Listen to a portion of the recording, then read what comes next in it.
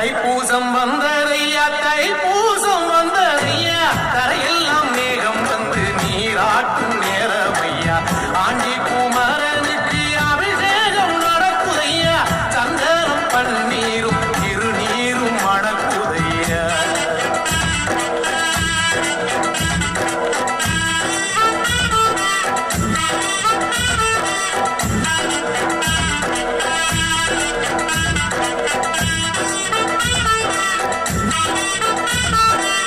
தங்கரதம் ஏறிடுவான் தன் கோயில் வலம் வருவான் வெற்றி வேலை ஏந்தியவன்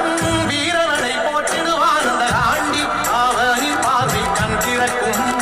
அவனை வேண்ட நம் நெஞ்சில் ஞானம் பிறக்கும் கதவு திறக்கும் காட்சி கிடைக்கும்